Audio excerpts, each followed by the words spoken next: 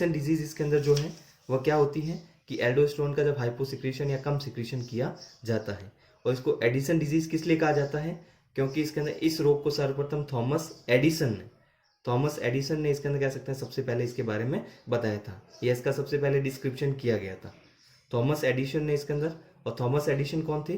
Father of endocrinology, अंतःस्रावी विज्ञान के जनक, या फादर ऑफ एंडोक्राइनोलॉजी जो है अंतःस्रावी विज्ञान के जनक जो है वो कौन थे? थॉमस एडिसन, जिन्होंने सबसे पहले इसका एडिसन डिजीज के बारे में बताया था। इस कारण इसको एडिसन डिजीज कहा जाता है। तो इसके सबसे पहले वर्णन इसके अंदर एडिसन रोग का, जो कि इसके अंदर किसके कारण होता है? एल्डोस्टेरोन के कम सिक्रीशन के कारण होता है, उसको एडिसन रोग कहा जाता है। अब बात करते हैं एडिशन रोग के क्या लक्षण होते हैं। तो जब एल्डोस्टेरोन हार्मोन कम सिक्रीट होगा तो इसका क्या प्रभाव होगा? सबसे पहले यूरिन में सोडियम क्लोराइड जो है इसके अंदर, या लवण जो होता है इसके अंदर, उसका इसके अंदर जब सिक्रीशन ज़्यादा होगा, सोडियम क्लोराइड का रीअब्जॉर्प्शन नहीं होगा, तो यूरिन में इसके अंदर कह सकते हैं सोडियम क्लोराइड का लॉस होगा ज़्यादा, और इसके अंदर ब्लड सीरम में पोटेशियम का स्तर बढ़ेगा।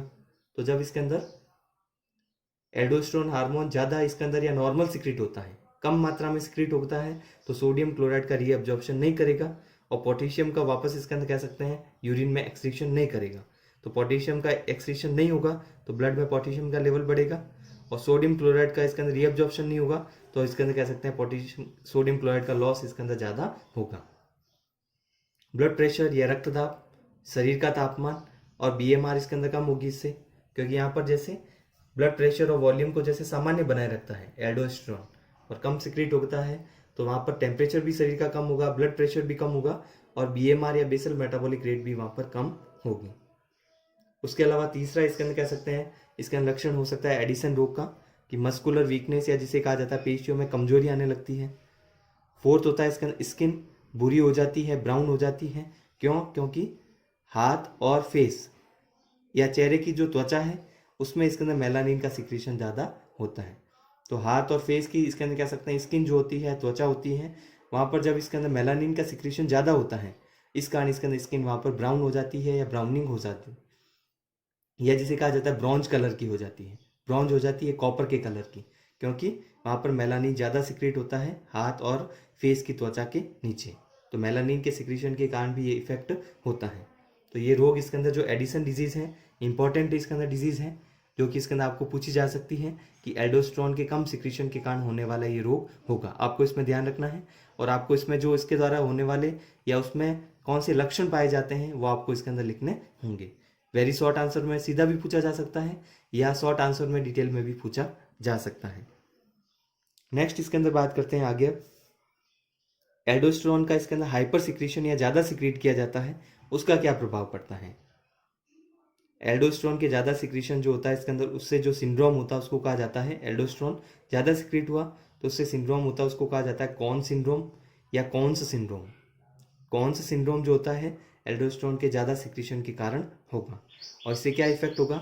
ब्लड वॉल्यूम बढ़ेगा, ब्लड प्रेशर इंक्रीज होगा, या जिसको कहा जाता है हाइपरटेंशन। ब्लड प्रेशर इसके अंदर ज़्यादा होता है, उच्च इसके अंदर रक्तदाब को इसके अंदर हाइपरटेंशन भी कहा जाता है। जब इसके अंदर बहुत ज़्यादा बढ़ जाता है 200 इसके अंदर क्या, उससे ज़्यादा हो जाता है, उसको हाइपरटेंशन कहते हैं।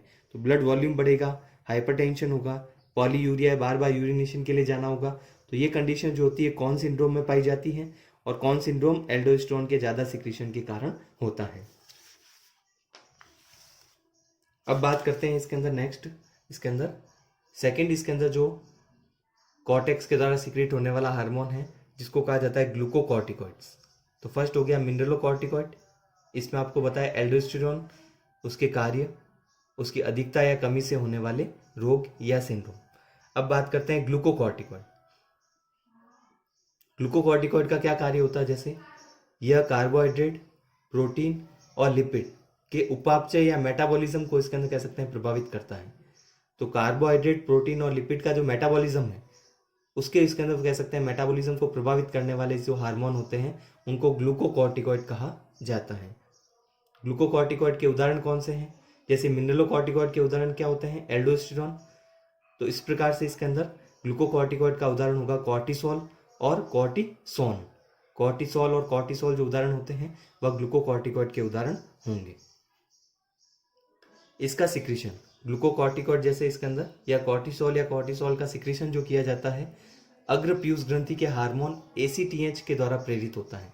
पहले आपको जो बताया गया था अभी इसके अंदर मिनरलोकॉर्टिकॉइड का सिक्रीशन इसके द्वारा प्रेरित नहीं होता है, तो आपको इसके अंदर ध्यान रखना है, इसमें ग्लूकोकॉर्टिकॉइड जो है उसका सिक्रीशन ACTH हार्मोन के द्वारा प्रेरित होगा।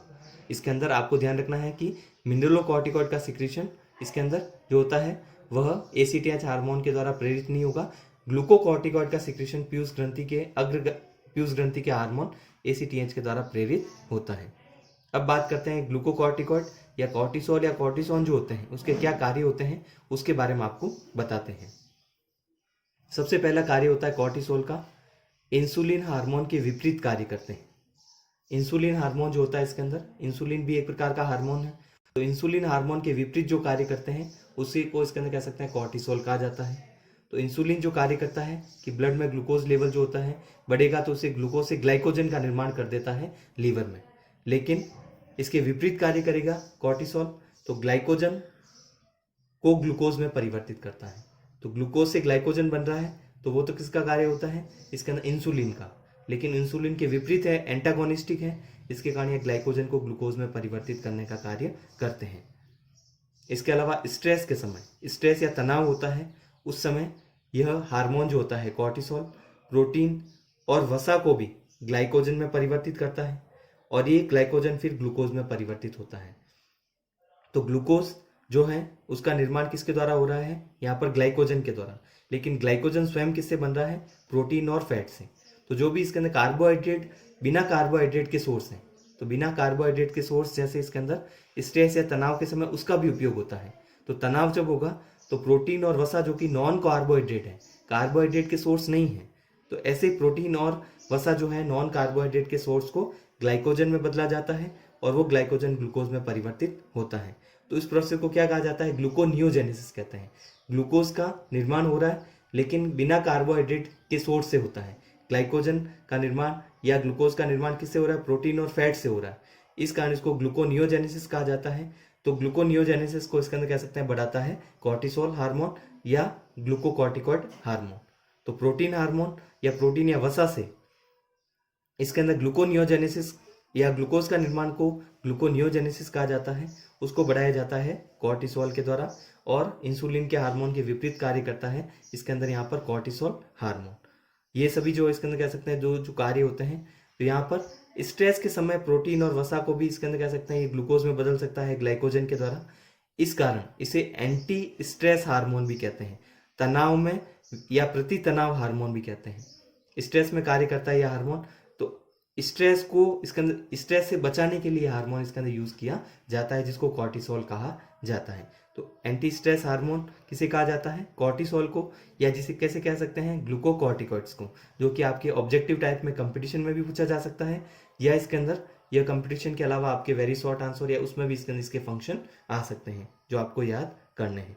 तो नेक्स्ट क्लास में और भी इसके कौन से फंक्शन हैं उसके बारे में आपको बताएंगे और इसके अंदर इसके अलावा और कौन कौन से हार्मोन सिक्रीट किए जाते हैं उसके बारे में आपको बताएंगे।